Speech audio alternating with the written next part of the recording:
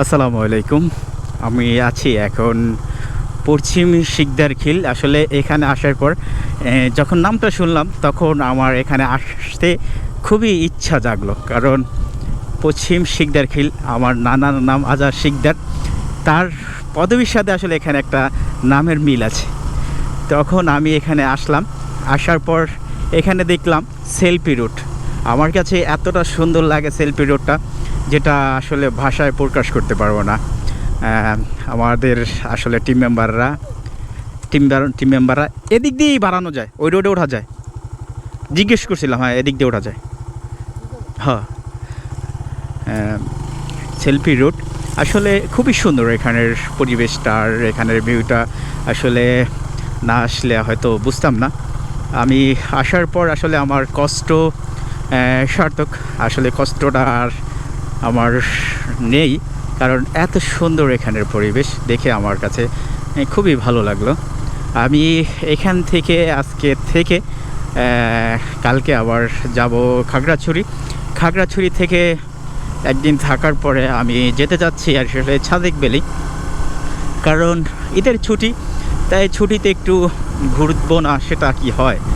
ঘোরার সবারই ইচ্ছা আছে, হয়তো কারো ঘোরার ইচ্ছা থাকেও, উপায় হয় না।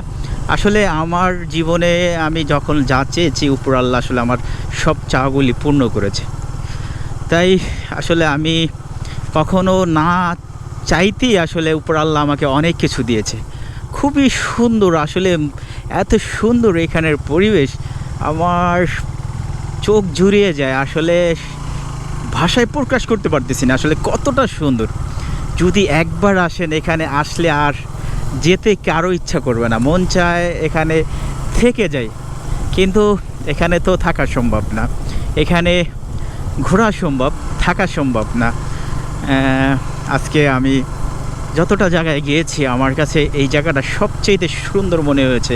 কিন্তু আপনাদের কাছে কেমন মনে হয় সেটা একটু প্লিজ জানাবেন। আর বিশেষ করে এখানে রোডের দুই সাইডে রাবার বাগান, রাবার গাছ, আর মাঝখানে যে রোডটা, খুবই একটা অসাধারণ রোড। আসলে ভিডিওতে কেমন দেখা যাবে সেটা আমি এখনও বলতে পারতেছি না, জানি খুব ভালো দেখা যাবে।